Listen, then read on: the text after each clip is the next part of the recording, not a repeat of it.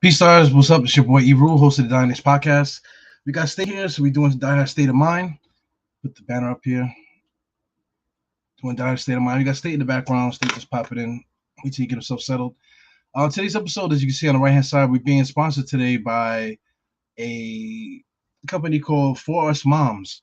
So anyway, Mother's Day is coming, right? So why not get her a T-shirt? So Mother's Day is coming. I got For Us Moms. Why not say it with your shirt? Take a look at some of the t-shirts they got here. My favorite people call me Mama. The Mama myth and the legend. I'm a twin mom. What's your superpower? So anyway, there's a whole bunch of different mom t-shirts here. You can click the website and see so many different ones here, man. So like I said, I'm being sponsored by it. So if you go to forestmoms.com, as you see at the bottom of the screen, you can use promo code Diehard.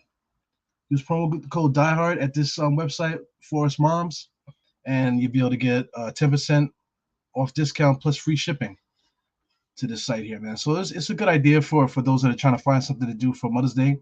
You can, like I said, you could cop the godmother. If you got a godmother that you like, or if you are a godmother, you can put the godmother T-shirt on just so you can feel pride in that stuff, man. Strong as a mother. There's so many different shirts here, man. So please check out the website as soon as you get a chance.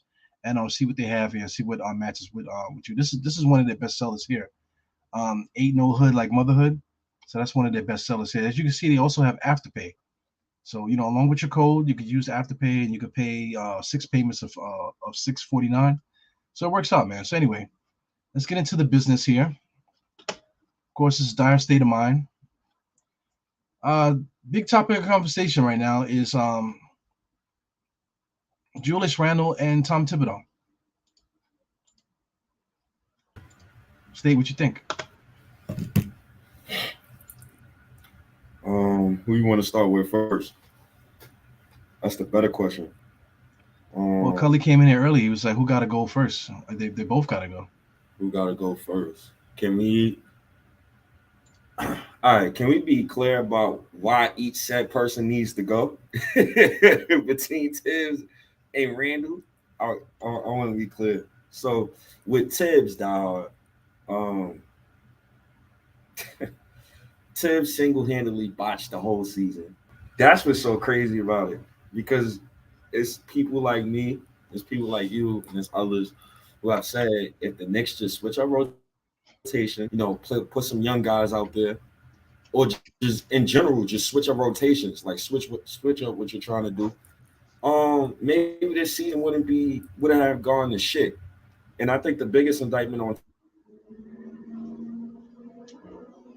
that's what really ruined the season was that right there. We went 3-17. So since we went 3-17, it's tough, bro. It's real tough.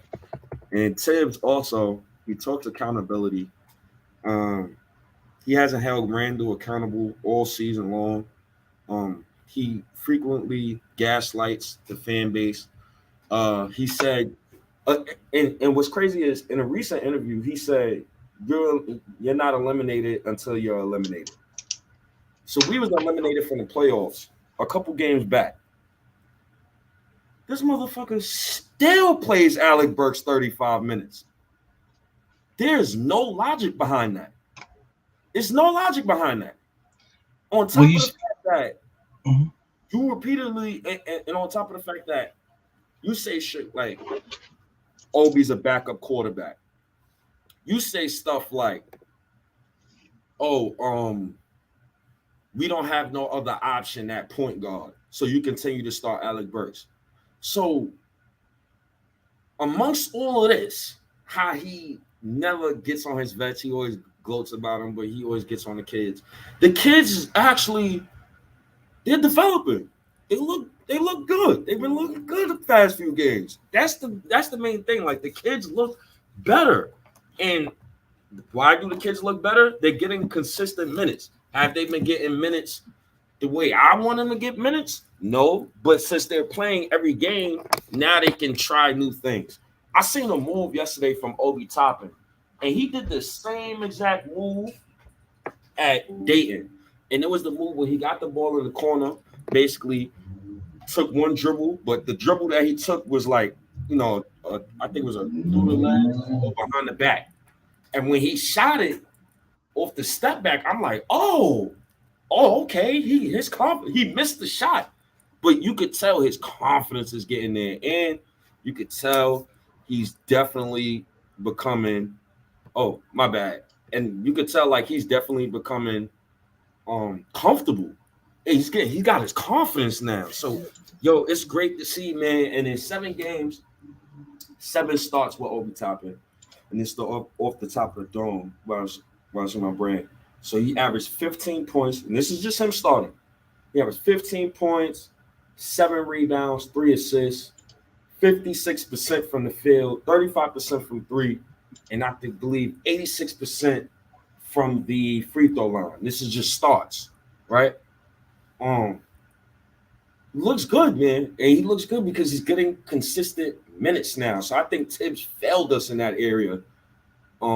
Just being petty, benching Kemba when you wasn't supposed to bench Kemba, tried to make Kemba look like a scapegoat. The injuries between the young guys, the old guys, just injuries everywhere all season long.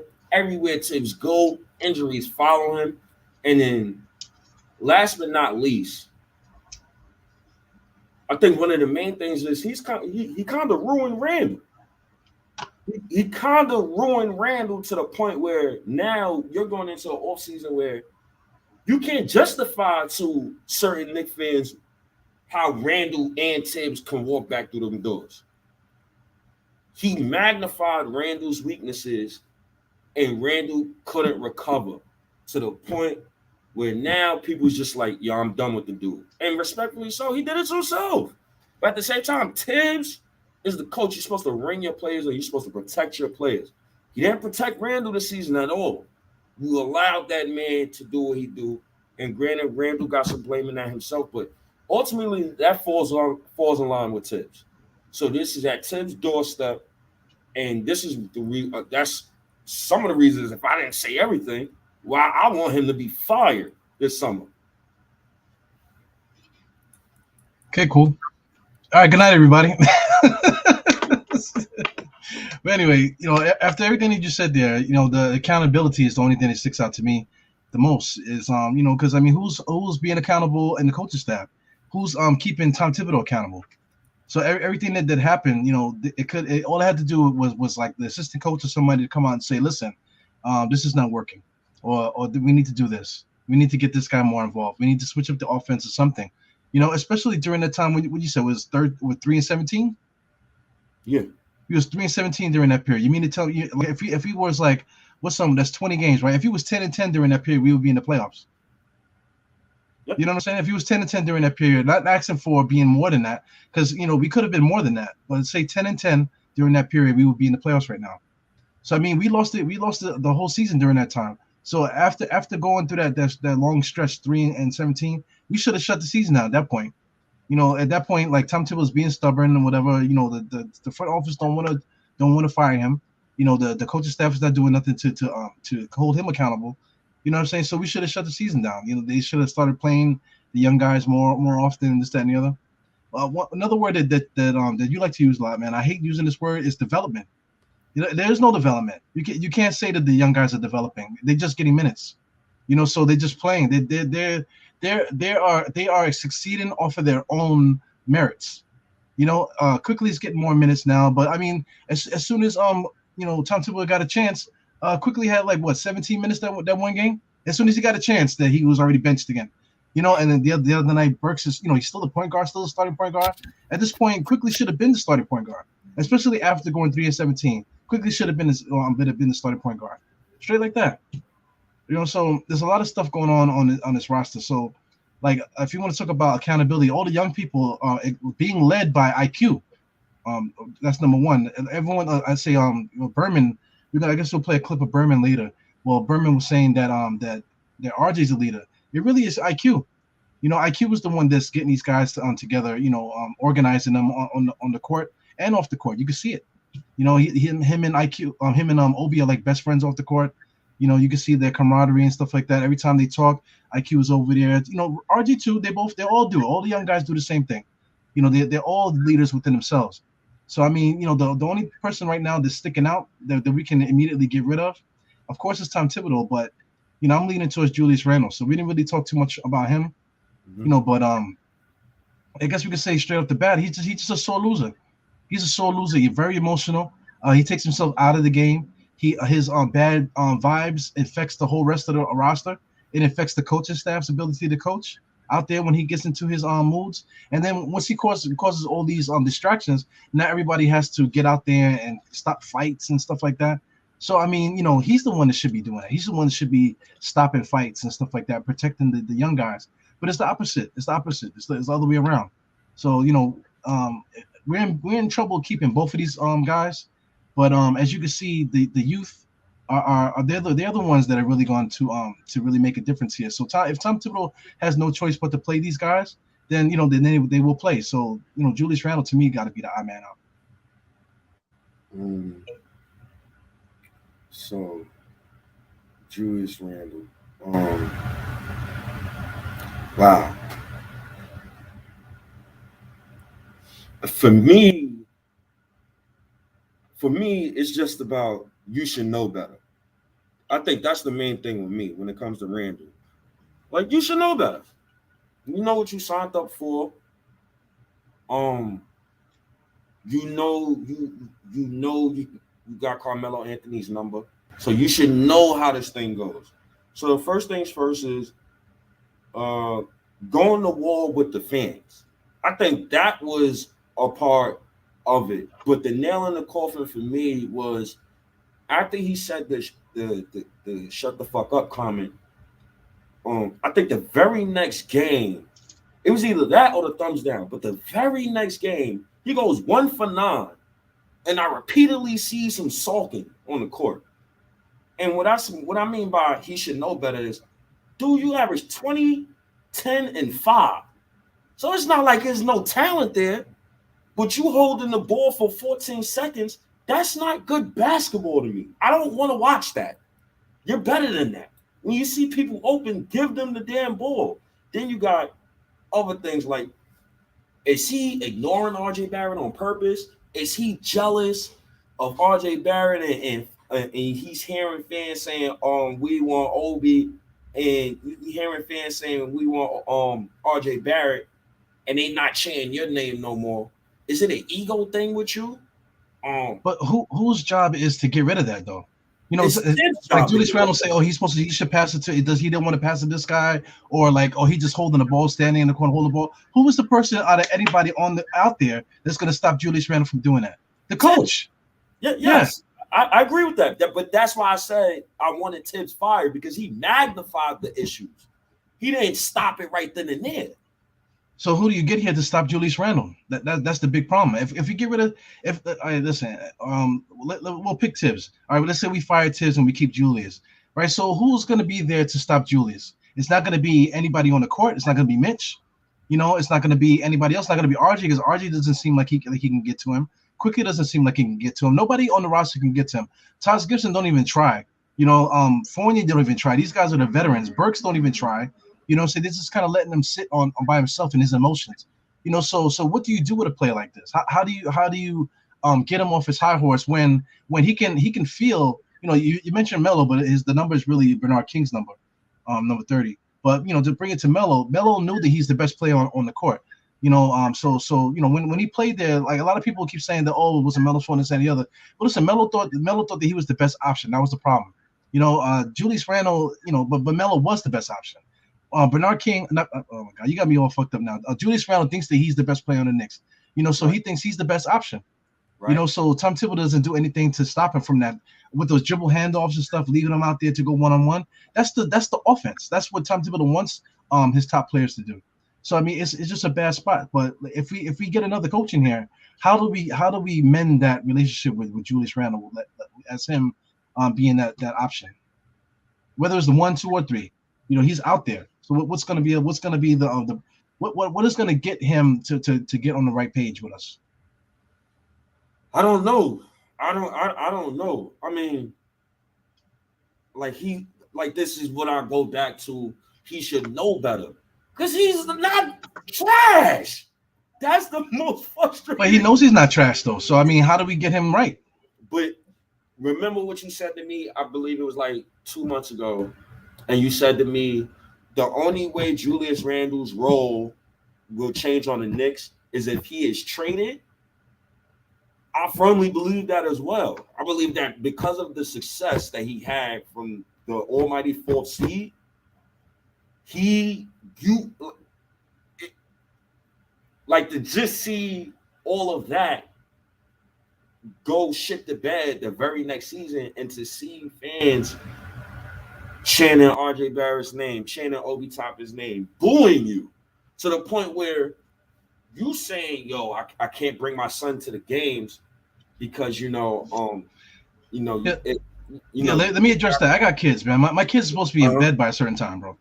My kids are supposed to be in bed by 8:30 the latest. Sometimes 9 o'clock. But usually at 9 o'clock they're supposed to be in bed. They shouldn't be at MSG watching the basketball game with grown-ups drinking beers and lots, whatever cocktails they drinking. Drunk fans. My 5-year-old son should not be out there with drunk fans. Straight like that. If I'm out hanging out with my wife or whatever, my son shouldn't be there.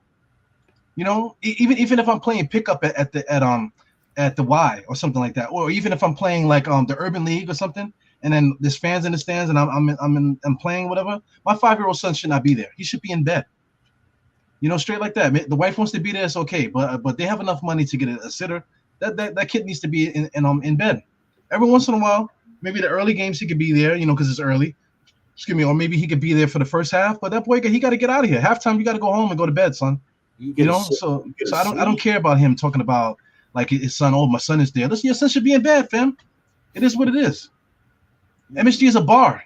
We've been there before. How many drinks did you have that night you was there? You was fucked up, I think. Yeah, I was fucked up. Yeah, you was a little bit fucked up. I had a beer. The beer got to me a little bit. So I mean, there's people drinking in the stands. Like strangers are drinking. A little kid should not be there. But he caused it on himself. Play better. That's all. Like when I hear that excuse for Randle, I'm like, yo, come. Like I didn't like it because I'm like, yo, bro, you sound soft, bro. You can't use your son as a shield from criticism, bro. I don't want to hear what you're talking about because there's regular people who work a 9 to 5 who wake up stressed because they backed up and ring. So for them to hear you talk about that, and cable costs like $150 for 2 boxes in one crib. So you think that guy, regular guys, gonna want to hear that bullshit excuse from you? They don't really want to hear that from you. Yeah, and then also too, like with the whole thumbs down stuff, and like, oh, you guys are booing and this and the other. Listen, man, we paid his salary. If we didn't care as much as we cared, he wouldn't have $30 million a year. If it was back to the 70s when nobody cared, like did you watch any of that Lakers shows on Showtime? Yes, I did. And I was very surprised at the way how Jerry West was treating Magic Johnson. Well, he's a sore loser, but the gist of it is the reason why he was able that guy Jerry, what's his name, Buss, Jerry Dr. Buss, Buss. Yeah, the reason why he was able to get the Lakers is because the league was in shambles. Nobody wanted to buy a team, so that's why he was able to scrap money together and buy the Lakers off that guy or whatever. And the dude was like, fine, I'll take it because he had marital problems. It's crazy. Like that's who was owning these teams. Guys that had barely had they had millions, but they barely had enough to sustain these teams. The whole league was about to be bankrupt if Magic and Bird didn't come to the league. You know what I'm saying? So like we go from points like that, and even if you want to talk about segregation and all that stuff, we can get all the way up to this point, 2022. The reason why that he's able to be successful and feel like this what do you want to call it, privilege to do this, throw the thumbs up and tell us to shut the fuck up and all this other shit. It's because of us, because of the fans. So I mean, a lot of this stuff, it's a little bit too much. It's driving me crazy a little bit because it's like stuff that we shouldn't be talking about. But one thing, I put this up here, man. Well, I don't mean to cut that off, but the same guy, Kenneth Hayes, he said, I'm keeping Randle. So talk to Hayes. If he wants to keep Randle, so how does this work if we keep Randle? What do we have to do to make it work?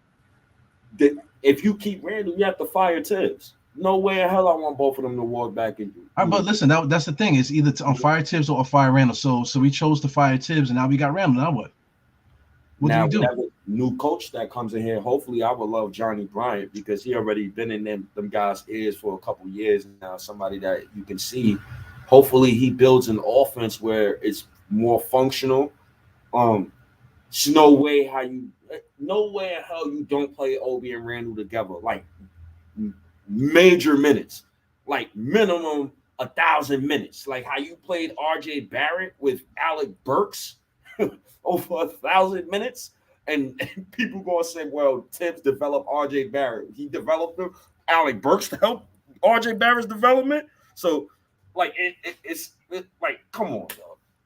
Well, it's a thing too, because I mean, this is what messes up the argument too, because everybody's like they want RJ to be the man. So I mean, so now when you're trying to make the connection between Randle and Tibbs and RJ and this and the other, it gets clouded because everyone keeps talking about, oh, RJ this, RJ that, but and then like they want Julius to do that. But listen, like how do we explain this to somebody like Kenneth Hayes? They're saying that, oh, you guys, basically you want to get Randle because y'all want RJ to be the de facto man. So I mean, what do you do? Because I mean, we got rid of Tibbs. Okay, now we kept on Randle. So how do we get off that narrative? Because we have to win. The narrative alone, whether somebody wants RJ to be the man or Randle to be the man, it doesn't matter. Like you want Johnny Bryant to be in here, to be the guy. But how do you change the relationship there, and how do you change the narrative out there between everything that's going on? How do you tame it? How do you tame this thing? I think first of all, it starts with Randle actually showing some accountability. That's one. But two, actually, a lot of just apologize.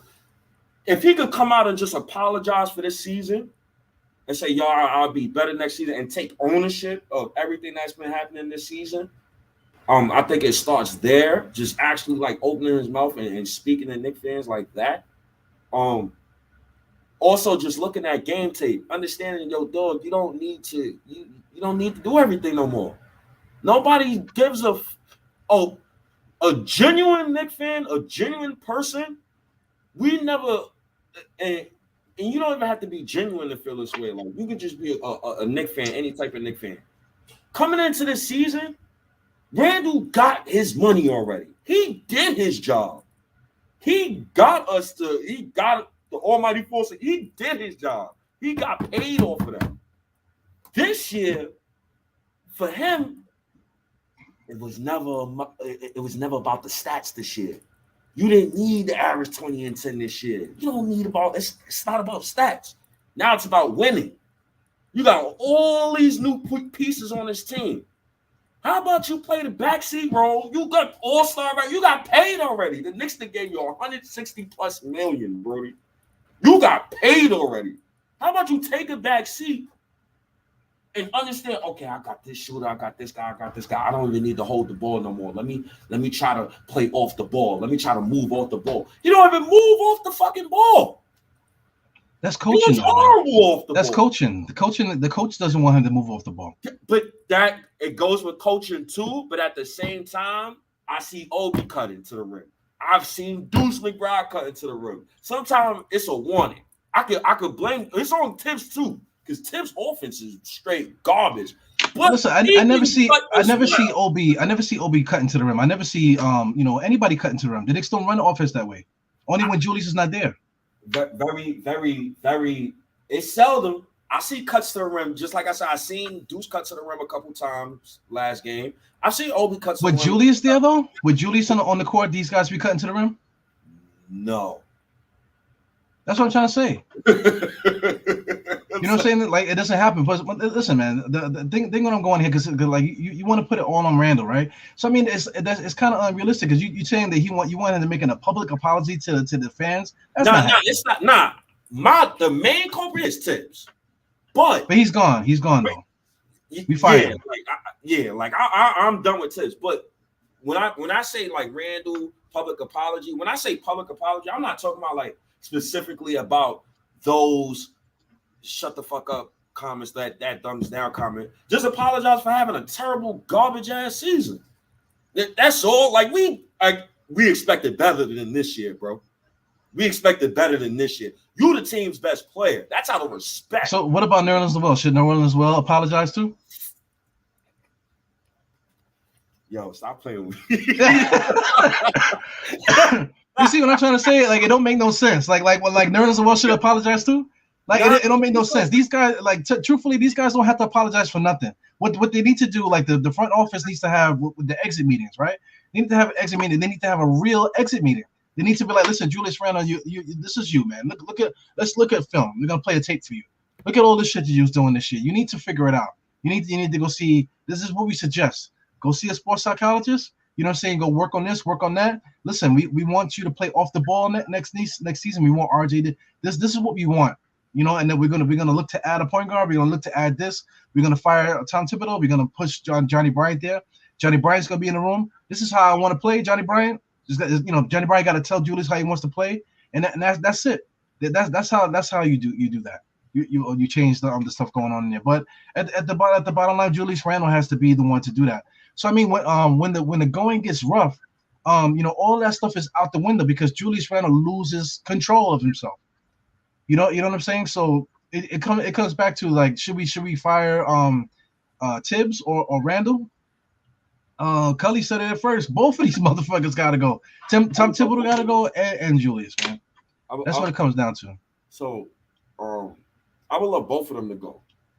My only thing is this: the Knicks and right. Oh, I love Kenneth on fire. He on fire. He trying it tonight. Kenneth on fire. So when you say hand RJ everything. No, but listen what he said. He said that you're saying that you want to hand RJ everything, but why not see him take it? Why not let him take it? He's taking it since January 1st. You see him taking 17 shots per game this year. He's actually taking. It's times where I'll say, damn, RJ, tone it back a bit. Like, you shooting the damn ball too much. But at the same time, I could understand why he was doing that. At around that same time, that was when Randle was really shit in the bed, right? And somebody had to step up. You see, Evan Fournier was shooting the lights out all season long. But he can't be the man gotta take the ball home. You know what I'm saying? Like, it gotta be somebody. So I respect RJ for doing it. Also, RJ never say shut the F up. You don't get into no problems with RJ and the family on the social media. You don't even hear about his good. RJ did say shut the fuck up, actually, though. Who? RJ did say shut the fuck up, though. Yeah, but his shut the fuck up. To the fans, I mean, it's the same shit though. He said he didn't say it to the whole crowd, but he said it, huh? He said it to a Knicks fan. Well, I don't know if it was a Knicks fan, but he said it to a fan in the stands. All the fan was saying that, hey man, you're like I forgot. I don't know if he said it's plus or minus, or he told him that he was like whatever, that he needs to step it up or whatever. That's what he said. He didn't say nothing crazy to him. And then he went crazy. I don't want to play the whole thing because I need to edit it down. It's kind of long, the video, but I'll play it anyway. Well, that's not the right one. I think I deleted it. Where is that? Man. I think I deleted it. Let me see. No, that's right here. Turn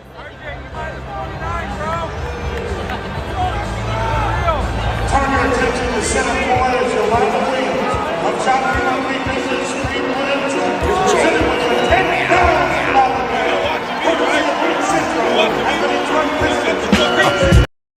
I got a problem with that too, man. It's just as bad as Julius. Julius was a little bit more dramatic, but it's still the same thing though. I mean, hey, we gotta know if that was like at home or away. If it is away, then I would give him a pass. But Randle really told Knicks fans as Knicks Nation like to shut the fuck up. And you want to know what's funny about that? Do you hear the interviews these kids is having now, and like the specific wording that they be saying in these interviews? First of all, they always quickly, and RJ and all those young guys, they always talk about the fans first. AKA, I watched what Julius Randle did. I'm not gonna make the same mistake, right? You see how RJ says, leadership, social media doesn't bother me, this, that, and the third, and it's like, and you see it today with a Mark Berman report. Well, not even Mark Berman, but you can see it on the court if you're watching the Knicks right now. That maybe his teammates don't respect him like that no more. But I can't put a finger on it. So Julius Randle, if he's done for this season, his 3-year Knicks career, 21 points per game, 10 rebounds, 5 assists, 3 turnovers, almost a steal, 44% from the field, 34% from three, 77% from a free throw. Negative 255 and a 93 and 114 record. So that was his last time suiting up for a Knick uniform, which I'm kind of hoping it is. Once a Knick, always a Knick. He's welcome to come to the cookout, but he might have to stay away from me because I might bark on him first. Ask him why he didn't pass the ball much. Well, listen, man. RJ. I just want to talk about this RJ thing. He said it was only one fan in Detroit. He was like RJ was directing to one fan. But listen, if he's telling, hey, you're watching me, right? You're watching me, right? So shut the fuck up. So listen, I'm standing there too. So he's not talking to me. He's talking to the other guy, but he is talking to me. He's like, you watching me, right? So shut the fuck up. So me, I'm minding my business, right? It's like, oh, are you telling me to shut the fuck up too? It's like somebody say, yo, man, like, ain't nobody gonna say nothing to me. Ain't nobody gonna do nothing to me. So people like to monologue. They mad at one person, but then they say out loud, yeah, ain't nobody gonna say nothing to me. Ain't nobody gonna do shit. Ain't nobody gonna do shit. So wait a second, you talking to me now? Calm the fuck down. Don't get me involved in the shit. You know what I'm saying? So I mean, it's the same thing to me. That's how I perceive that. The whole RJ thing. But like I'm trying to say, I don't want to put the players against each other. But this Julius Randle thing, let's talk about that. Let's say if we keep Tom Thibodeau, but we trade Julius Randle. Now what with that? Well, I'll start it off then because if anything, the one thing about Tom Thibodeau, right, and this is not a credit to Tom Thibodeau. This is always going to be a credit to these young players. These young players never stop playing hard for this kid, for this guy. That is right. Yes. Yeah, they never stop playing hard for Tom Thibodeau. But that's not because of Tom Thibodeau, though. I think that's because of the what Julius Randle is made of. Not Julius Randle. What RJ is made out of. What IQ is made out of. What Obi is made out of. What Quentin Grimes is made out of. What Deuce McBride is made out of. All these guys here. With those five guys are even Jericho Sims. Jericho Sims gets emasculated every single game, but that kid is running back and forth on offense and defense, going crazy every single night. You know what I'm saying? Gotta thank the assistant coaches too, the guys who's in the background who we don't see because players usually talk to assistant coaches more than they talk to the actual head coach. I don't get that either, man. Don't you have a problem with that? I got a big problem with that. A problem with what? Like the go ahead. Well, they were saying that Tom Thibodeau don't even talk to his assistants at all. He don't refer to them. I got a huge problem with that. I think I'm gonna give you an example, right?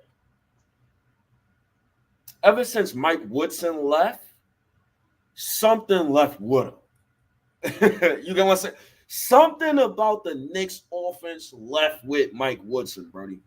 I don't know what it is, but them guys in the background, bro, those guys is important. And I think like Woody brought something to that offense that accountability.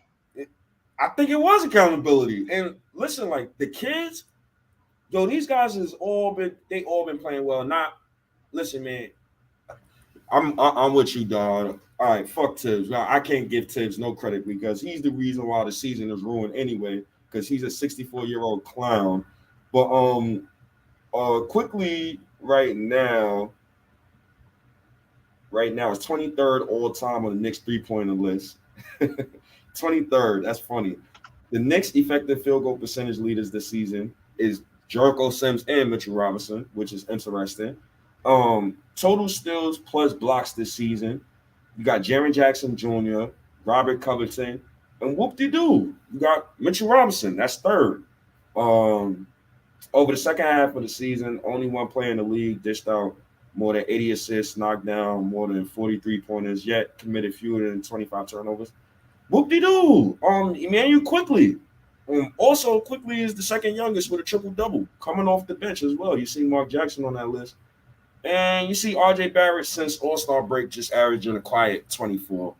So you see the young guys developing because, I think all the background stuff is how they've been developing.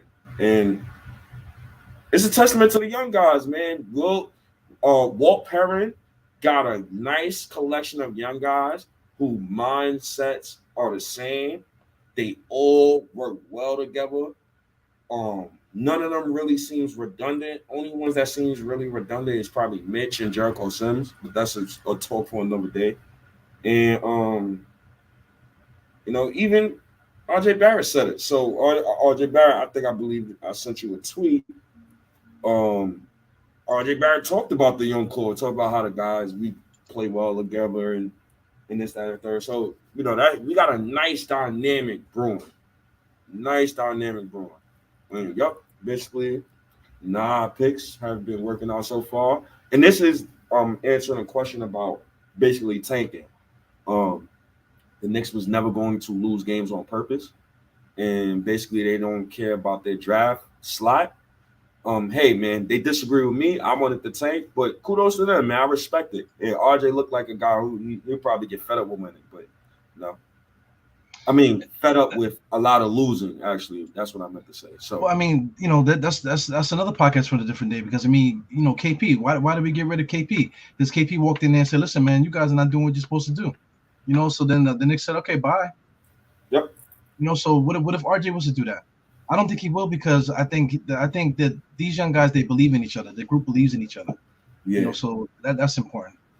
So I mean, just to circle back, man, we were saying about the Woodson thing, because that's the last comment here. Flyboy, you said you would think that Mike Woodson was the real coach. But I mean, I'm not sure, if he's being sarcastic or what's going on with that. But Mike Woodson was the real coach, not the real coach, but was the accountability factor for Tom Thibodeau, because he doesn't talk to no coaches, right? But if Woodson comes through, Woodson is gonna be like, listen, you sitting in my chair, fam, so you're gonna listen to what I have to say about this. You know what I'm saying? Like that used to be my chair. You know what I'm saying? So and Tom Thibodeau got to listen to Woodson, because if he don't, Woodson could possibly have taken his chair. But he went on to go to college and this, that, and the other. But I mean, that's the main thing. We need a bigger branch between the coaching staff and Tom Thibodeau in order for it to make it work. Now on the flip side, ever since Julius Randle's been out, the Knicks' whole offense has been different. We have to play different now because we don't have the personnel to play that he wants, to play the way that he wants to do. But now you got Burks in RJ's role, and now you got RJ in Randle's role. So he keeps going to that too. He kept going to that in the last couple games and stuff. Especially the last 2 losses against Charlotte, and I forgot what the other loss was. He kept going back to the same Julius Randle type plays, and I think that's going to be the death of us. No matter how we develop or how we get another player in here or whatever, getting players in here, he's still going to have us going back to that hero ball shit, dribble handoffs, and let the guys take us out of games. It's annoying because I mean, if we get rid of Julius Randle and Tom Thibodeau, now we kind of pull each other back so far that it's like, what do we do next? Of course Johnny Bryant should be the one to lead us after that point, but like I would hate to go that far back. Well, I think we might have to just do that, man. I don't think it's going that far back. Only if you keep some continuity in there. Yeah, I think that's what it is. You can't hide now in that type of situation where you trade Randle and you fire THIBS. You kind of gotta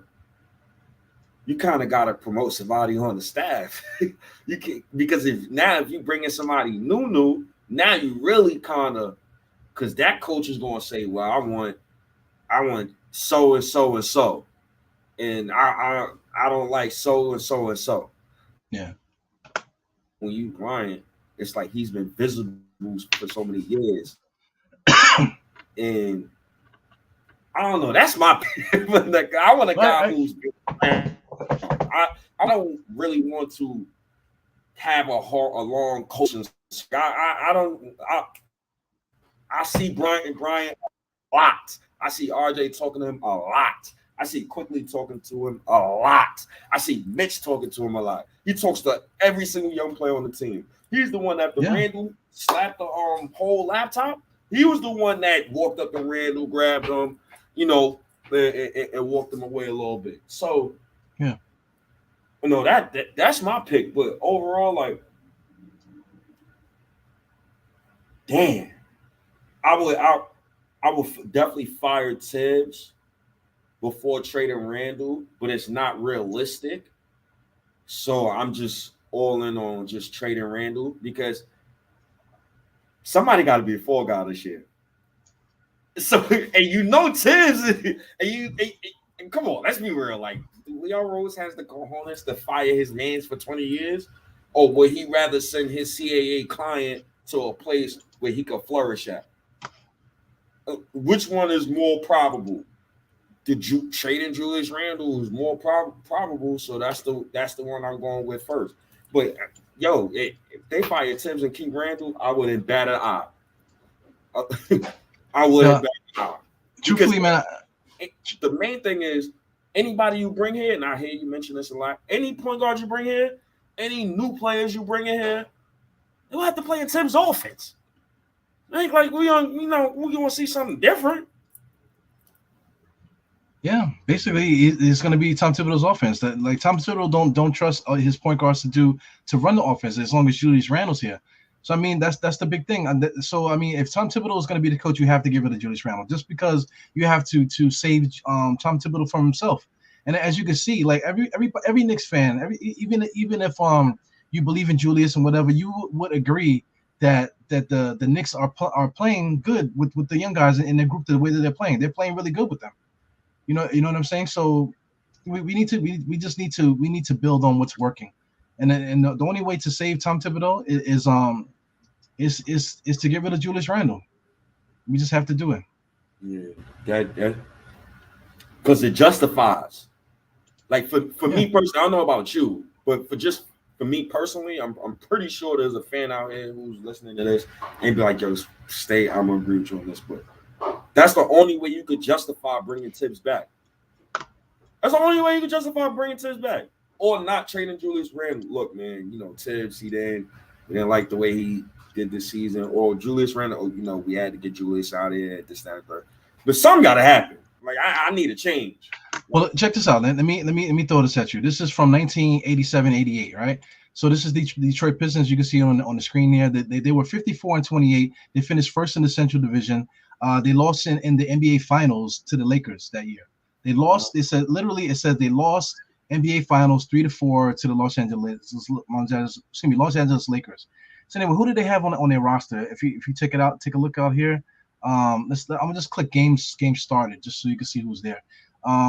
They had Bill Laimbeer. They had Joe Dumars. They had Isaiah Thomas, of course. They had Rick Mahorn. They had Adrian Dantley. So this is the guy I'm highlighting. Adrian Dantley, they had just went to the NBA Finals. They lost to the Lakers. They could have won, but Adrian Dantley was the guy that was their scapegoat on their team. He was their Julius Randle. He was that guy that scored a lot. He's a big time scorer in this league. 32. He was 32 years old, but he still was like one of the greatest scorers that ever played a game up at that point, history wise. I'm talking about one of the greatest scorers. So in order for them to get to the next level, if you want to talk about scapegoat or anything like that, he was the one that had to go, because the next year. Fast forward to the next year, 88, 89, they actually won the championship against the Lakers, swept them. Who was on their roster? I'll do the same thing again. Game started. Take a look. Adrian Dantley, he got traded halfway through the year. So he got traded halfway through. They traded him for Mark Aguirre. You know what I'm saying? So them making that trade for Adrian Dantley to bring Mark Aguirre there. That was another talented scorer. But probably Mark Aguirre probably bought in real fast. Did he average like 26 on the Mavericks? If I'm not mistaken? He was a big time scorer over there, but he had the balls within himself to come to another situation and take a back seat, big time back seat. Because this doesn't really tell the whole story, because what's the name? What's his name? Dennis Rodman actually started a lot of these games, especially in the playoffs and stuff that year. So Mark Jackson even went to the bench for that Detroit Pistons team in order for them to win. But Adrian Dantley wasn't doing that. Adrian Dantley was like, listen, I'm the man. I got to get all the shots and this, that, and the other. That's why they lost. That's why they weren't able to get over the top. You know what I'm saying? So, I mean, Julius Randle, like as far as scapegoats are concerned, it's not really scapegoats. You have to just look to move forward. Like, look at the Toronto Raptors. They had DeRozan, to bring it back to now. They had DeRozan, they had Lowry, right? So, in order for them to get to the next level, they had to get rid of DeRozan. Even though DeRozan was there Michael Jordan over there. A lot of, RJ looked up to him as a kid growing up. He was that big star for their franchise. They had to get rid of that star in order to get to where they needed to go. And they traded him for Kawhi Leonard, and then the rest is history with that.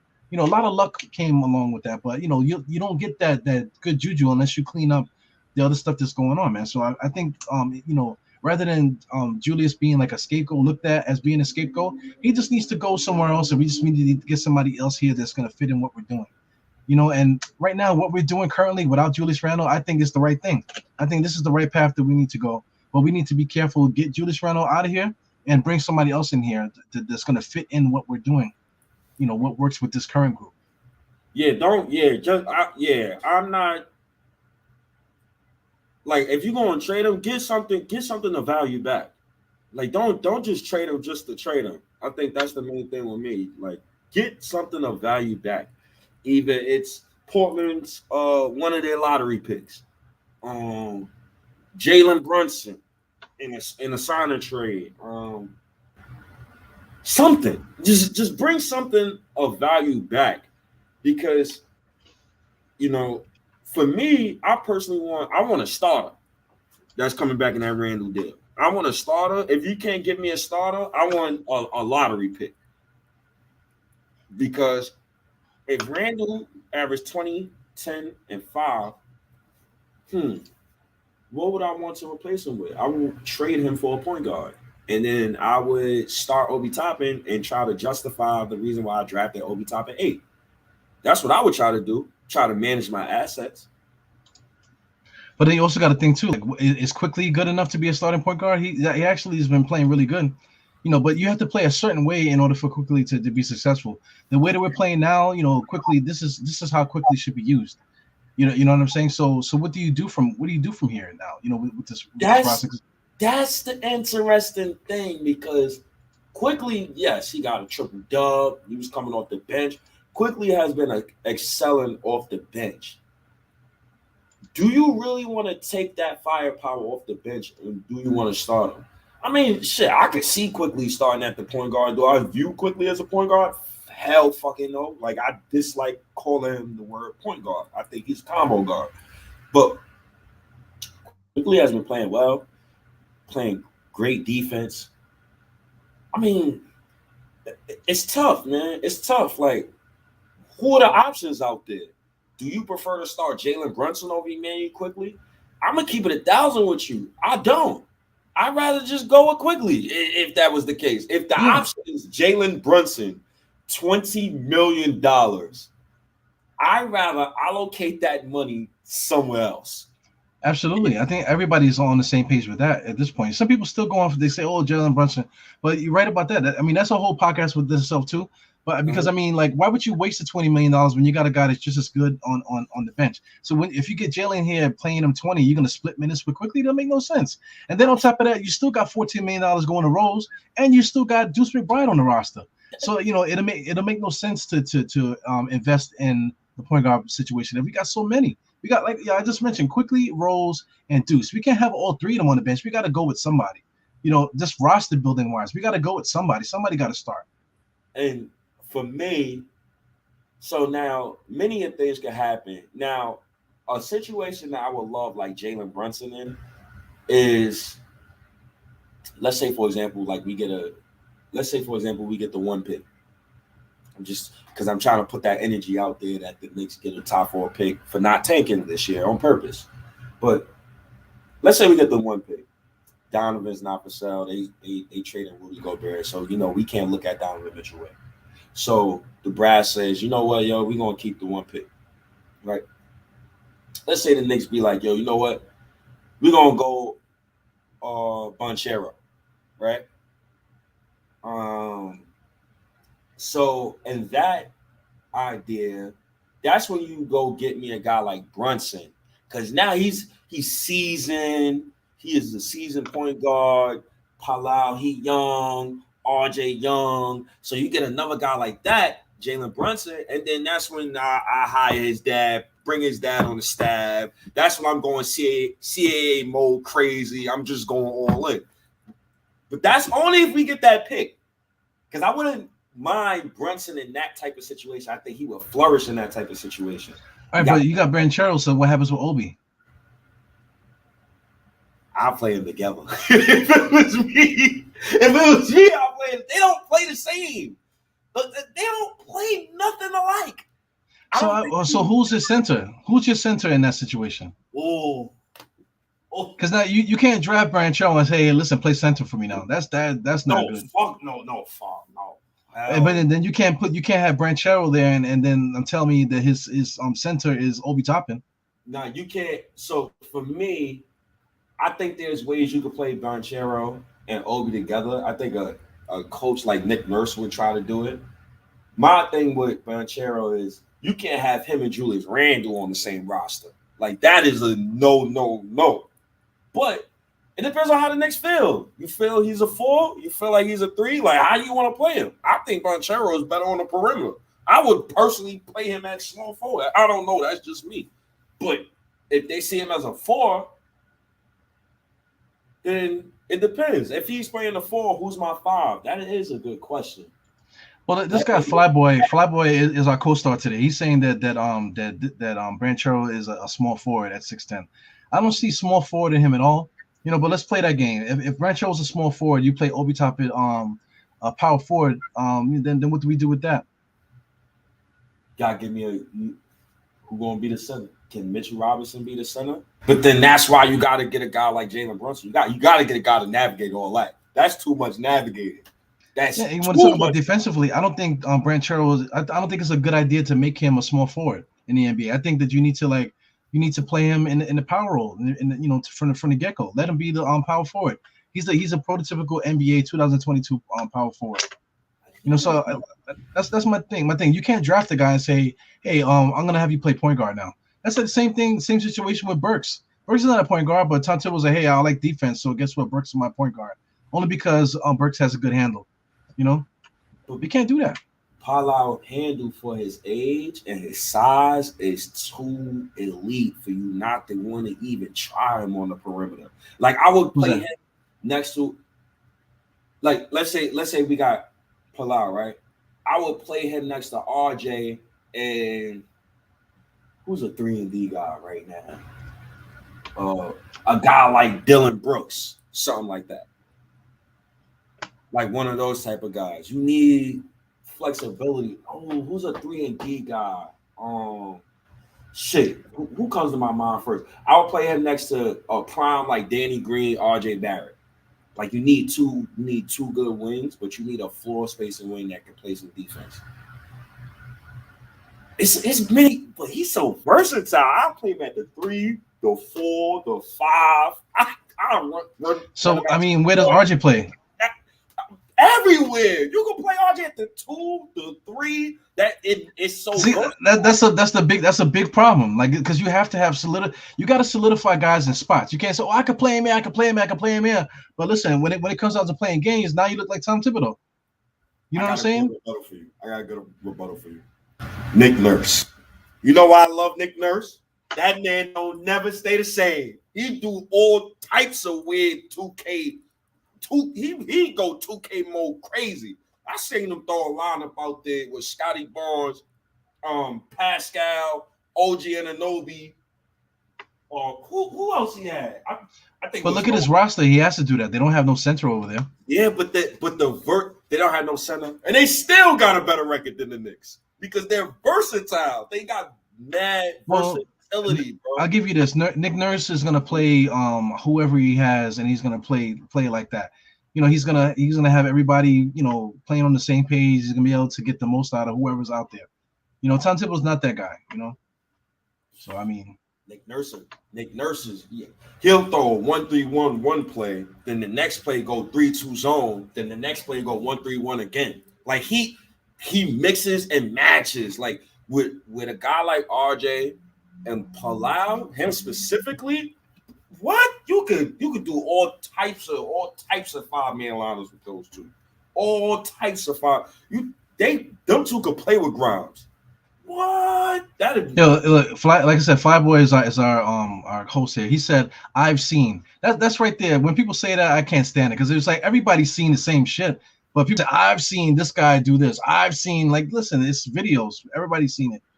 So anyway. I've seen him play point guard, and then I've seen him guard everybody else. But listen, it doesn't matter. It doesn't matter if I've seen this guy do this, and he can guard this, that, and the other.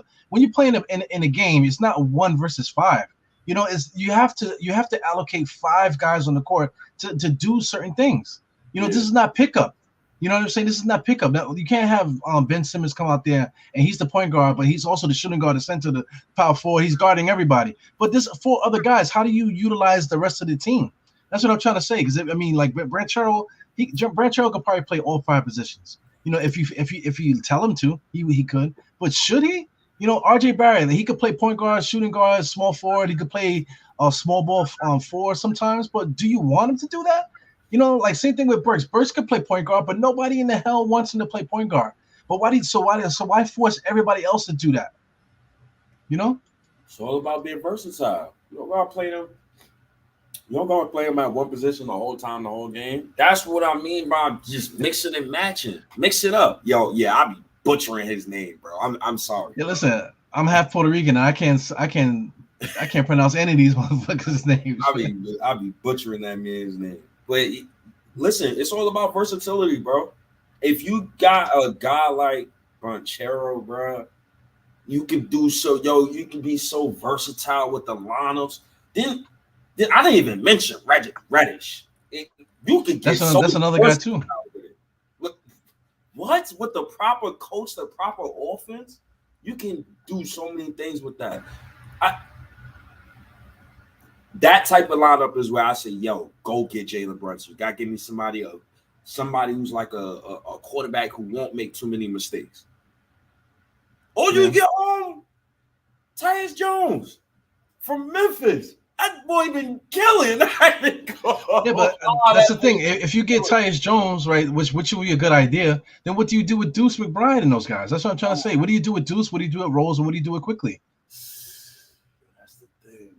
Right, because if you want, like I say, if you think Quickly is going to be the guy off the bench, okay, cool, I'm good with that. And you got Brunson here, okay, fine. So, but they're going to split minutes. You know, they're going to split minutes at the point guard spot. So, what do you do with Deuce? What do you do with Rose? Somebody got to go. They all can't stay. Yo, with all due respect to Derrick Rose, I might send him off this summer. Yo, with all due respect, he's one of the players I'm having a hard time, like, not just seeing like where does he fit next season, because I view Quickly as my backup point guard. I just told you that. Right. I think that Quentin Grimes and Reddish should play together. Those are 2 young wings right there. Grimes is a 2, Reddish is a 3. I'm looking for a starting point guard. Where the hell Derrick Rose fit in that equation? Because he's also a backup point guard right now in his career. They should just really let that man go to a contender and try to win a ring right now. Because it's not – where does he fit? And I'm not starting Derrick Rose at all next year. I'm not even entertaining that talk.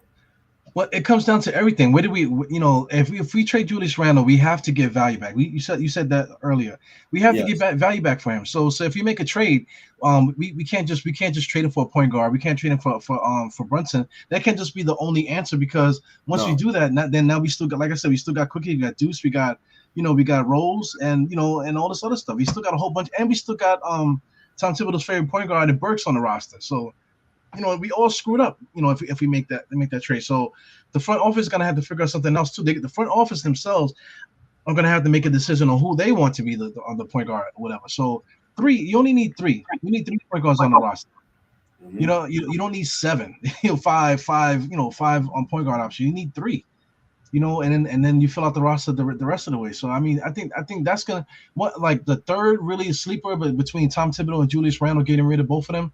If we get rid of Julius and we keep THIBS, which I think is probably what's gonna happen, you have to rescue Tom Thibodeau from himself. You got to delete some of these options for him at point.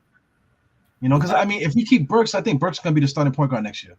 Y'all would lose my fucking mind if that happened. Shit like that. I had people uninvested. Like, you can't do stuff like that. You can't. That's not. Tim's already been slapping me in my face all season with this, having me watch 6 different teams this season. I'm watching different offense. I watched the Kimberley offense. I watched the Julius Randle centric offense. I'm watching the RJ Barrett centric offense now, and I'm watching Quickly. Some got to give. Something got to give. Some gotta give, man. Yo, right here, Eddie just brought it up, man. This is my trophy that I bought myself from last year for the Nothing But Knicks fantasy championship. I won it last year. Guess who won this year? Go ahead. Because you in the same league. I won this year too. So I won 2 years in a row with the Nothing But Knicks league. This year for my league, I was third place in my league this year. Because of injuries, but everybody's injured at this time of year because I was injured a lot for the Diehard Knicks podcast. The Nothing But Knicks league, but I still won that motherfucker. So 2 years in a row. I'm fiending to go on one of their shows just so I can ruin the show and just talk my shit about me winning back-to-back championships, man. You know what I'm saying? Yes. Yeah, this guy here, man. So what was about this motherfucker? What was the? Do we have to do you still want to listen to that dive into we got into, or you just want to get right into the whole the hot subject right now, the whole Zion thing? Do you want to get into that, or do you want to get into the thing I sent you earlier about with the Berman thing? Yeah. I'll play it.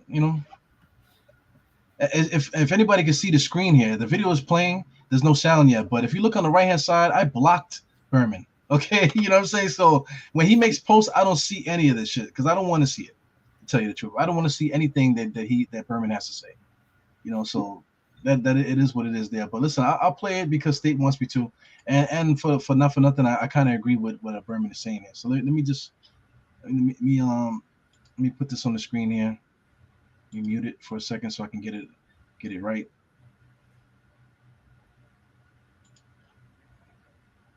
So I got it muted here. So let me get it together. So I rarely let me just play it.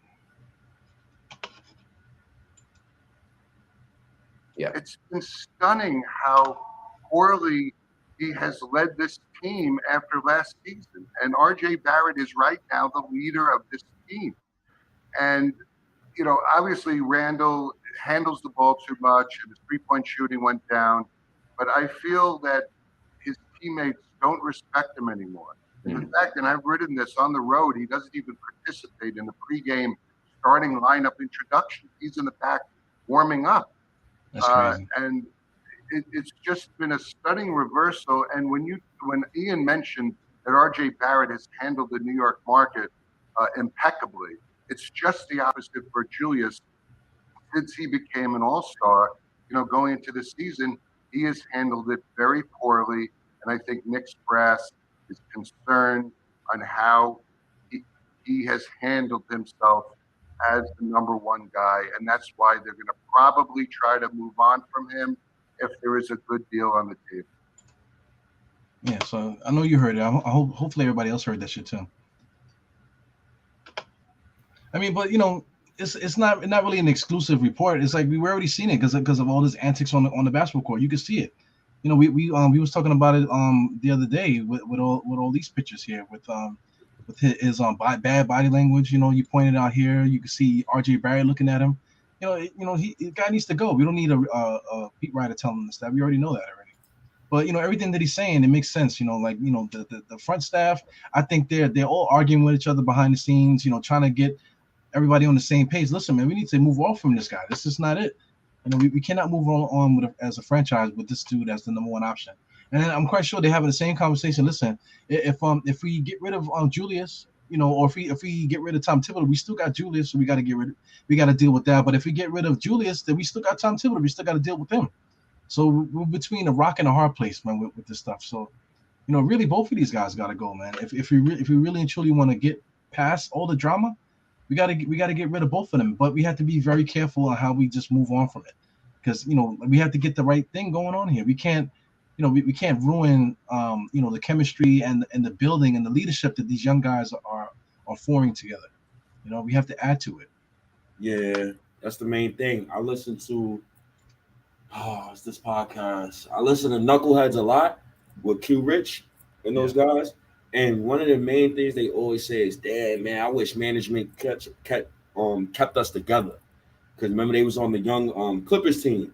Now I remember that team because I used to play NBA Live 2000. So that team was a killer. Team.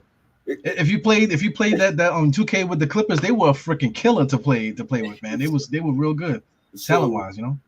Of course, and that's when 2K, that's when Live had 4 icons. So you my age, you know, they had like a lock icon, the dunk icon with the foot. I think they had a 3-point icon with a basketball. They had another icon. I forget it, but you know, they always said, I wish management kept us together. We was growing that chemistry, we was getting that camaraderie together. I wish they just added like 2-3 vets and let us just grow and let us just simmer and work it out. So I would like the Knicks to do that for once, at least, man. Just think about the team for once. It sounds like the fan base well, not a lot of the fan base, but it sounds like most of the fan base, they be more logical than the goddamn management and Tibbs. I didn't see tweets on Nick Twitter that's smarter than our management. So they got to step it up, man. I mean, we really study this thing. You know, Tom Thibodeau, you know, like that's another thing too. When somebody was saying like, "Oh yeah, but he wasn't talking to you, Eru." That's just the New Yorker in you. But listen, if Tom Thibodeau was saying, "Listen, you guys need to study and this, that, and the other," you know, like how much studying do you need to do? These guys, we're at game 78 right now, and talking about that. Oh, we need to study, watch the game 4 or 5 times. But listen, watching the game 4 or 5 times does not help you presently in the game. You know, you're watching the game and you watch 78 games, right? And you still can't make a decision about how to run this team. You know what I'm saying? You need to watch the game 4 or 5 times in order to figure it out. You know, 78 games. So listen. So all right, at this point, Tom Thibodeau said, "Yo, you got to watch the game twice, 3, 4 times, right, in order to understand." So you mean to tell me he watched all these games 78 times 4, and if he did that, you know, I don't even know the math. Let's do the math. What is that like? Let's say like 400 times. Let's say you watched 400 Knicks games this year, right? And you mean to tell me that you still can't get a fucking grip on this roster? You know, like, and now you know why people tell you to shut the fuck up and you a fucking idiot, old piece of shit, and all this other stuff. That's why people tell you that, because listen, you cannot con a con artist, man. New York is a con artist. You watch these games 400 times. Right, and you mean to tell me that after game 78, you still don't know what the fuck is going on? I don't know what to say. It's not Minnesota, bro. I think that's the main thing. Like, I think they Nick manager and those guys, they read comments, they read Twitter, they see what fans say about Tibbs. So when Tibbs go to, oh man, nobody knows what's going on outside our locker room. Motherfucker is showing on the garden floor. We can clearly see the shit. And obviously, people who really love the Knicks, who do these shows and do this podcast, obviously watch the fucking game twice. Even when I don't even want to watch the game, I still gotta watch it sometimes again, just to make sure my eyes ain't deceiving me. So I know this motherfucker who's 64 done watch the shit more than 400 times, like you said. So this whole idea that, I'll bring it up again, saying a little lie shit about, you know, Obi's a backup quarterback. Stop disrespecting your young guys. Saying a little shit like, oh, we ain't got another option at point guard. Who? I'm not dumb, bro. It's not Minnesota, bro. It's not the. Where's Minnesota? The Midwest. It's not Midwest. This is New York, bro. I think this Eastern. I think this is the East River, bro. It's the East River. he gotta stop that gaslighting bullshit, man. He gotta stop. Tibbs is. Yeah, I don't want to say what I really want to say about him, but I really want him fired. And it's kind of disrespectful to our intelligence to see how well these kids is playing when you could have done this about 40 games ago and nobody would have said a word. If he would have switched it up, nobody would have said a word. If quickly 8 turnovers while he was starting that point guard for 40 games straight, you think we would have batted? Nobody would have said a word. Yeah, I mean that should have been it. When Kemba was out of here, Quickly should have been the starting point guard. That's the end of it right there. You know, but we didn't do that. No. You know, so I mean that's strike one against him. And then we waited all this time. Burks was started. Then he put Walker back in the game. Once he put Walker back in, we should have fired him. You know what I'm saying? We should have fired him at that point because listen, now you fooling around. And then he didn't want to take Walker out. So I mean, like how many right there? That's three different seasons right there. You know, and then Walker takes himself out. You know, and then now Burks is back starting the point guard again. Now that's a 4th season. Now Julius Randle is hurt. Now we in the 5th season now. So I mean this is crazy, man. Remember the Reddish trade too. So the Reddish trade. So now you did the Reddish trade. So now this is how I knew like management and say this is another thing how you know like dirty laundry is coming out and these guys is not on the same page.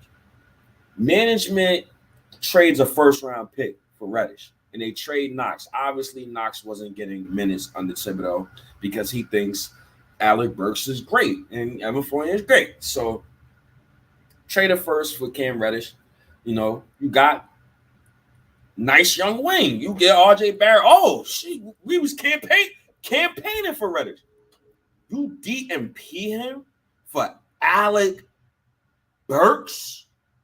Then he said, we're not eliminated till we're eliminated. Diehard, I said the season was done 3 months ago, bro. Yeah, but at the point that he said, yo, we already got our rotation, so I don't see a place for Cam Reddish to play. Who? When people say to me, certain things like, oh, they got to compete for minutes. Simons, a player like Simons, he's behind a Hall of Famer. And Damian Lillard. Our young guys is behind Alfred Payton. you see what I go? Like these dudes ain't behind no Hall of Famers. These are what? So stop the gaslighting bullshit. And the whole the biggest narrative that's super dead. If I hear him say earn your minutes or that word practice again, bro. Yeah, if I hear those 2 words, bro, out of his mouth, bro, yeah, I'm gonna lose my shit, bro. That's a fucking that narrative died with Alfred last year. That whole earn your minutes shit died. And then this season, real quick, this season he magnified that narrative to the point you start Alec Burks all year, and we killing Burks, and we know damn well Burks not a star point guard. That's on THIBS. Yeah, I'm with you, man. But I mean, like the stuff that he says is the correct thing to say, but what he says and what he does is absolutely 2 different things. Because I mean, like as a coach, you need to earn it in practice. You know, as a thing, like you need like everything that everything that he says is true, but what he does is opposite of what he's saying. You know, so that's the big problem here. So here's one thing that we didn't mention. You know, this is Mike Doc right here. He says first priority should be getting back expiring contracts and stuff like that. Would you do that? Would you trade Julius for expirings? That's not getting value. That's not. I'm not getting value for that. I'm not doing that. Well, check this out. Right now is addition by subtraction. So because you can see now that Julius not anywhere near the team right now. You know, just on the bench, and then the young guys are doing what they do. We're actually functioning better. You know, so if he was to just delete Julius Randle and just get the expirings, keep the money, you know, whatever to see what we can do with that, and then you know, because I mean we're talking about waiting for Zion and what was the other person? Is Zion and Donovan Mitchell, right? Yeah, but that's not all right. I would get an expiring contract. Am I getting a lottery pick with that expiring contract? That's the thing. I need value, bro. I need this 2010 and 5. We're just not going. Like, we from the street. You got to give me fair value. I'm not just giving up 2010 and 5 for cookies. I need value, bro. So am I getting expiring with this? Give me the 9th pick in this year's draft and expiring. And some probably a shooter, another vet shooter to compete with them boys in practice. And I'm good to go. I got full faith in the young guys and this team replacing 2010 and 5. I have nothing but faith in these guys. Nothing but faith. I don't know. The ninth pick in the draft right now is owned by New Orleans. So I mean, not New Orleans, San Antonio. New Orleans right now is number 8. So whatever pick Portland got, I'm basically sending Randle to Portland. Portland, listen, look, Randle's a great player. Dame, he needs help. Randle's perfectly with Damian Lillard. That's calm. And if whatever they slotted at in this, that's the team that I'm looking at, and because I want compensation for Randle. I'm just not giving him up for nothing at all. I don't hate the man that much. well, I just want to give him up for a salary dump. That's madness. You get not no 20, 10, and 5. I get some. Yeah, man. But 2025, like you still could fill that in a different way. We can. It depends on who we draft, where we pick up in the draft, and all this. There's a bunch of different things that has to come into play, man. So, but I mean, one hypothetical. All right, I'll throw this at you. Let's say if Portland get the 7th overall pick. No, I don't think they would do that. It depends, because if you got Damian Lillard, you're trying to win now. You're not trying to see no lottery pick kind of develop. I know they have another pick too. I think it's around the 11-12 area. But I would want to see Portland pick. I want their lottery pick, bro. And I want compensation. I want their lottery pick, bro. Well, Portland is realistic, but I mean they got 2 picks though. Don't they have the they have number 6 and they have the what is this? Number 11, I think. Yes. Yeah, 6 and 11. So I mean, I'll take the 11th pick if they'll give it to us. I don't know if they're gonna give us a 6th pick for Julius. That's kind of asking a lot. But at the same time, if you're talking about salary dumps and things of that nature, if they salary dump with us and give us a pick, then it makes sense because you're not giving us a player, you're giving us salary and a pick.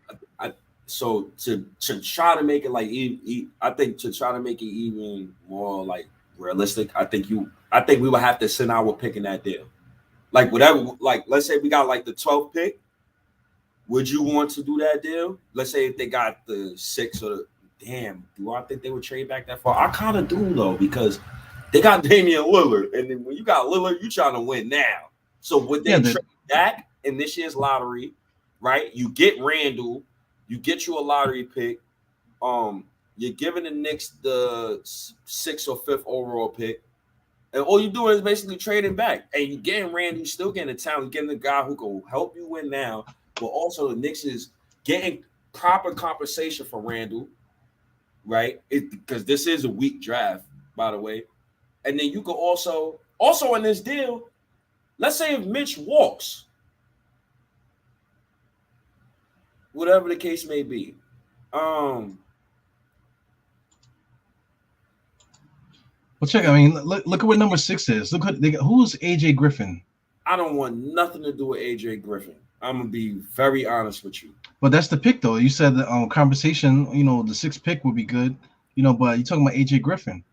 Some other guys, Benedict. I can't never pronounce that guy's name. Benedict, whatever his name is. He's a shooting guard, though. Johnny Davis. I've seen him play. He's pretty good. Ty is another guy that people keep throwing out there.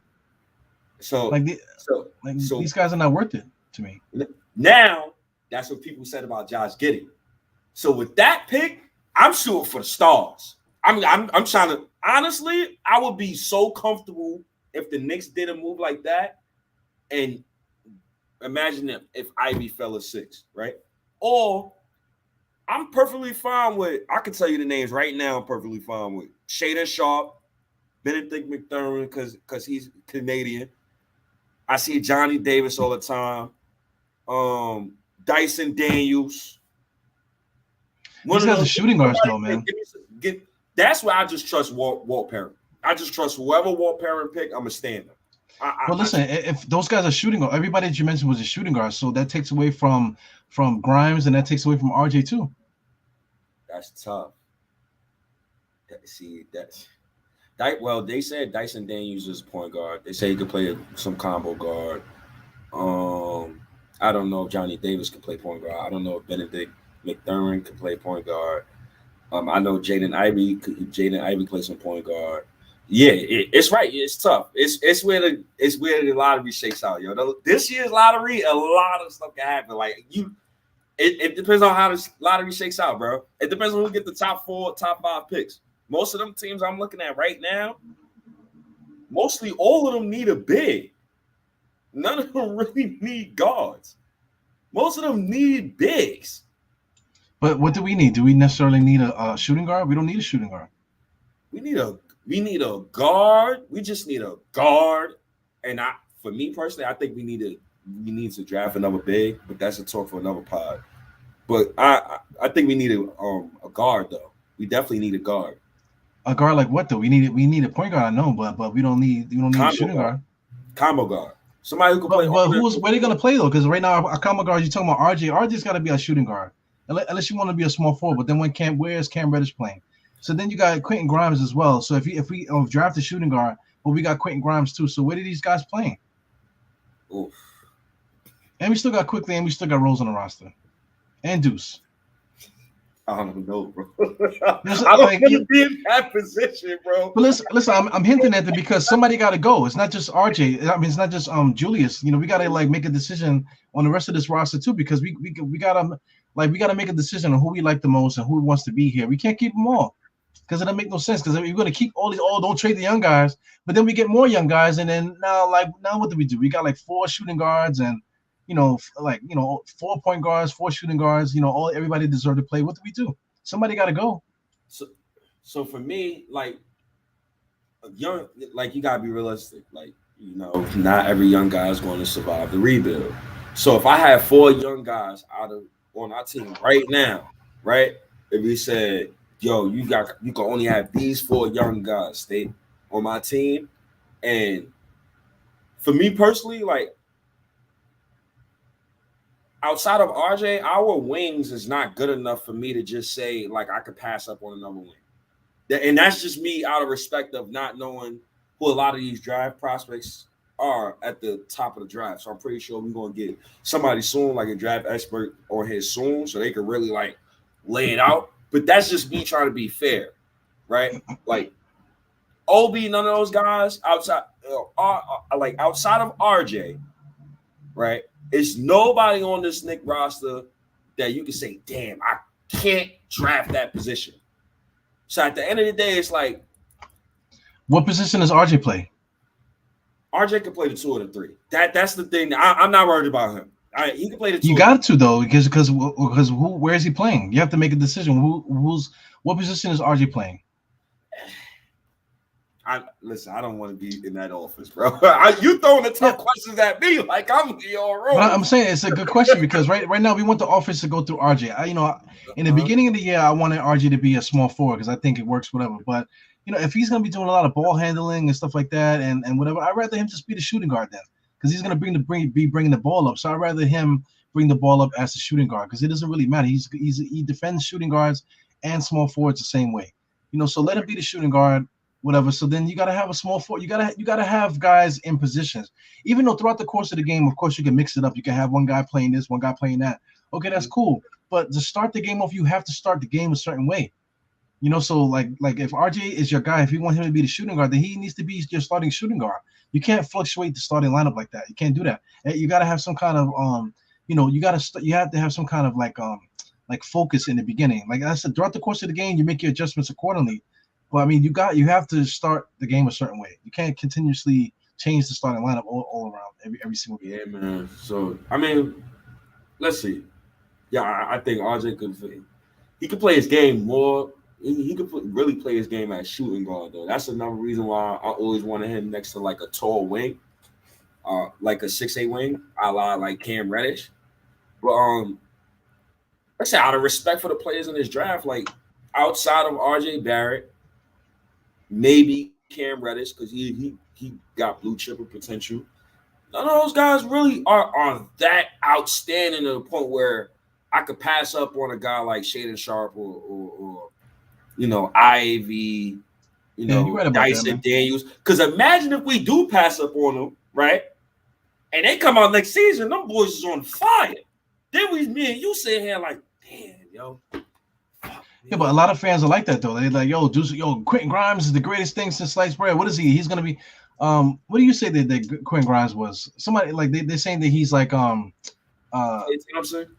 Yeah, they're saying he's Klay Thompson. You know what I'm saying? So there's a lot of fans that believe in him to that degree. So they're gonna be pissed off if we draft somebody else, and it's gonna be drama again, this year, with the favorites out there in Nickland. But that type of roster, now let's say we get that type of roster. Now that's when now that you got a lot of young boys, now it's about a matter of respect. Because now the pecking order in that locker room will just happen naturally. Because all those guys are around the same age. So it's probably easier for them to talk to each other, understand each other. Because like you see all those young guys now, they be talking to each other. Just like you said, quickly, leadership is grown so much. Like he's talking like a great leader. RJ Barrett's leadership style is different from Quickly's. Like Quickly looks more vocal. He look like he talks more. But RJ Barrett looks like one of those silent, cool leaders. Yo, bro, it's gonna be good, bro. We're gonna be good, bro. Just get some defense. We're gonna be good. You get what I'm saying? So it all depends, man. I trust the makeup of our young boys, bro. I really do. Just keep Taj. Have Taj as the adult in the room. Gotta keep Taj. That's one vet on this roster. I think he got diplomatic immunity. Gotta keep Taj. But you just can't play him. Right? Need an adult in the room. I think two is it's three things this team is missing. We're missing a defensive leader. Right, that's a kind of a tall wing. We're missing a defensive leader. I would love to have Lou Dort, by the way, bro. We're missing a big. It doesn't matter, power forward or center who could space the floor and kind of protect the rim. And we're missing a starting point guard. and the fourth thing that we're missing, besides a defensive leader, we don't got an asshole on this team. Like we have no goons. We got an asshole. We got the biggest asshole in the league, freaking Julius Randle. But Julius Randle's a crybaby. Who is protecting our team? When stuff is happening, Mitchell Robinson is standing on the outside with his hand between his legs. Obi Toppin is the same thing. Obi Toppin is on the sidelines watching what's happening. We need a guy that's going to be in the mix to fight and protect the young guys. We don't have those players. So when we start to think about allocating the money, moving the money around, this is what we got to start thinking about too. Yeah. So I mean, my bad. I was about to just to blast May the 4th. I haven't seen May the 4th in a while, so I guess he wants attention. So he's just like it's always woulda, coulda, shoulda with these guys, man. With these podcasts, man, what else is there to talk about but woulda, coulda, shoulda? So it's just like annoying just to even say anything. Why even come in here and say that? It is woulda, coulda, shoulda with all these podcasts. Yeah, we need a goon. That's basically on point, Flyboy. We need a goon. You got no goons on this. RJ, he nice. Reddish, he look like he cool. Obi, he always smiling. He pretty boy. Deuce McBride, he look like he lunch pal. Quickly lunch pal. They all too damn nice. Look at Isaiah Stewart. If he was like say Mitchell Robinson to Detroit, that's been like something that was mentioned before. So if we was to trade Mitch over there, Isaiah Stewart got to be one of the ones to come over. Because I would like to have Isaiah Stewart maybe like as a backup to Obi. That type of thing, to have that backup power forward center. Because if something happens, Isaiah Stewart's a little wild too. But I know if something was to happen, he would be there in the mix, not afraid to get in the mix of things. Want me to give you a funny story about Isaiah Stewart? He's on my team in my career mode right now in 2K, right on my Knicks. Yeah. That's what's so funny about Isaiah Stewart. I mean, I don't mind the ball. I mean, he got some toughness to him. Listen, man, and he's from New York, I believe. So, I never say no to a guy like that. I mean, hey, let's see how the lottery shake out, man. A lot of these talks right now, it depends on where the Knicks end up in the lottery. That's the main thing for me. Where do they end up in the lottery? So I'm gonna just keep trying to put the energy out there. I hope the NBA just give my Knicks the 1 pick, or I'm not even gonna say the 1 pick. Just give us a top 4 pick. That's all I want. I just want a top 4 pick. I don't want to be too greedy and jinx it, but I feel like we deserve it. Yeah, we really do. For a season like this, I feel like we deserve it. Well, to close it up then, all right, let's say if the Knicks get the top 4 pick, what do we do with it? Because, I mean, I'll paint this picture. Like, we want Julius Randle out of here. I think Julius Randle getting out of here is the best decision. Okay, let's say we get him out of here and we draft top 4. I'll put it back up. Top 4 picks. Who is it? Chet, Jabari Smith, Banchero. These guys. Even Keegan Murray.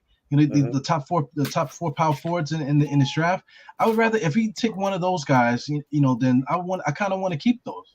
because now you add to Quickly, you add to all the other young guys that we have. So now you have your core. You have your core young guys. You know what I'm saying? Yeah. So that's one side. So what's your idea? Oof. If we had a top 4 pick, I think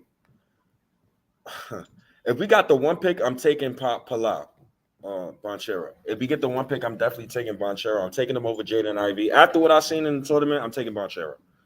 And then do you keep the pick at that point? Now, here's the thing. Do you think Donovan Mitchell wants out of Utah? Because that's the only way I'm trading the 1 pick. And in that event that I'm trading the 1 pick, if I start off trade talks, it's the 1 pick. Good evening. Hello. Good night. If I do trade the 1 pick, I think it gotta be for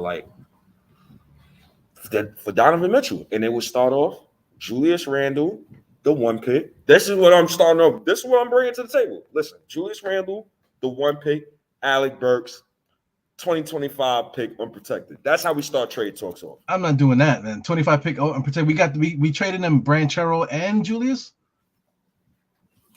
Jeez. Oh, you're right. Damn, that do sound like, but that's Donovan Mitchell though. Yeah, but Donovan Mitchell and Michael Jordan though. Get him. He ain't Michael Jordan or Kobe, yo. Yeah, but that's Donovan. You can't just not say no, bro. But I get it though. That's like a good base there, you know, to get Donovan Mitchell, let's just say. So State's moving around, man. I don't know if you guys can hear him. So he kind of screwed himself up with the Wi-Fi walking around. Oh yeah, I did. With the ball, yeah, I did. My bad. The ball is in your court, man. Well, I mean, like my thing is like if he was to get the top 4 pick, and we got a chance. Let's say, all right, let's just pick a number. Let's say if we did get to the 1 pick, if we got the 1 pick between Shet and these guys, I could take one of these 3, Jabari Smith, Banchero, or Ho. I could take any one of them. You know what I'm saying? The same thing with the second pick. If we get the top 3 picks, we got to take one of those 3. You know? Nah, if I get the second pick, I'm taking Jaden Ivey. That's second 2 through 4. I'm taking Jaden Ivey. I'm taking Jaden Ivey. Top 4 picks. These guys here from Keegan Murray up. Keegan Murray, Jaden Ivey, Banchero, Jabari Smith, and Chet Holmgren. I think we got to pick those guys if we get them. So I don't know. I mean, trading them for Mitchell Robinson. Not Mitchell Robinson, Donovan Mitchell. If we do that, then we got to blow the whole team up. We got to start packaging everybody together to get that 3rd star. Because once you get Donovan Mitchell, you have to get that 3rd star. You got to get somebody else in here. Donovan Mitchell, RJ Barrett. Yeah, you got to get something else. That's not enough. You got to get a lot of defenders too. You got to get mad defenders. You got to get mad 3-and-D wings. You got to get a point guard. So Donovan won't dominate the ball too much. And you got to make it clear to Donovan will have to change his whole play style too. Because I've been watching Utah Jazz games. I ain't been feeling your boy lately with that. It looked like he just chucked. He looked like an inefficient chucker. But I'm gonna be respectful to Donovan Mitchell. He is a superstar caliber player. But if he does that on Utah, he's gonna do that here too. Nah, he ain't. Nah. Especially if Tom Thibodeau's the coach here. If Tom Thibodeau's the coach here, dribble handoffs. Donovan Mitchell gonna be dying on that hill alone by himself. Oh, here's the caveat. This is my last thing. Then I guess you could. I guess if you finish, you could put up the Apple Podcast and all that. I'll give you a caveat. Donovan Mitchell ain't coming to New York to play for Tom Thibodeau. We know what would happen if Donovan Mitchell say he picks New York. That's all I'm going to be the coach. Who? Yeah, Johnny Bryant, right? He got to be the coach. Kill 2 birds in one stone. You get Randle out here, and you get Donovan Mitchell, and you fired it. So you want to curse out? You want to curse out this guy? Rafael Diaz. Rafael Diaz before you get out of here. Nah, I don't got time. For that. Just put up the Apple Park. I don't got time for that. I'm not paying that attention. Yeah, shout out to Ralph, man. Yeah, shout out to Ralph, man. I love you, man, but it's over, bro. It's over, bro. I respect your opinion, brother. Amazon Alexa, Apple Podcasts, iHeartRadio, Google Play, Play FM, Stitcher, Spotify, and all that. If you go look at the Spotify too, I've been putting questions, right? when I upload the audio versions of the podcast, I put questions under them. So y'all go answer those questions. I'm gonna start showing those questions right on my Twitter. So I appreciate y'all for participating in that as well. But Ralph, yeah, I love you, bro. But I don't love you, Ralph. I like you, but I don't love you though. I love all Knick fans, man. I'm a God-fearing man. But I need Julius Randle to fuck off my team, bro. With all due respect. Yo, Diehard, I'm out of here, man. All right, peace, man. I see you. The Knicks play tomorrow? Let me see when they play. They play Wednesday. Thank God. They play the Nets. They play the Nets. Did they play a regular time? Let me see. They play at 7:30. All right. So hopefully, I think on Wednesday I'm actually going to the Nets game. The Knicks versus Nets. Yes, that's the game that I was going to, and I'm going with my older cousin. So I won't be able to do a show on Wednesday. But so I mean, if you go into the next game, I think I might go too. Then what the fuck? Like, well, I guess tell me after the fact. Tell me what section and all that you in, and then let's see if we can make that happen. I got you. Because me and my cousin was definitely talking about that. I'm gonna call him tomorrow morning just to make sure, because he was saying he wanted to see if he could get better seats. Because my cousin, he rich, so he went to MIT. I'm not rich.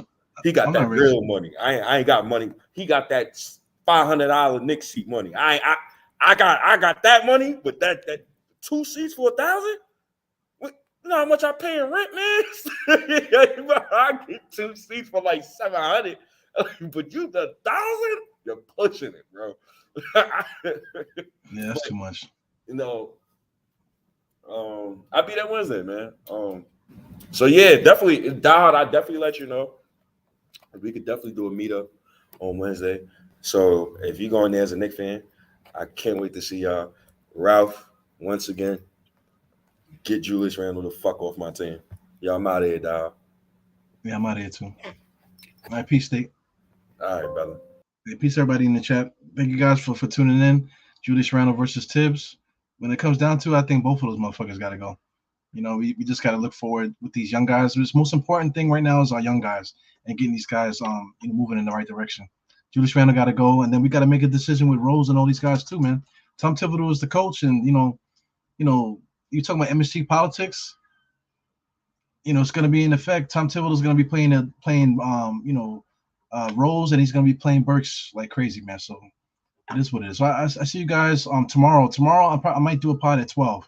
So look out for that. Look out for 12 and a couple of more times throughout the day because I'm off. So I see you guys tomorrow, guys. 4 fingers to the forehead, tuck of the thumb. Salute. See you guys on the next one.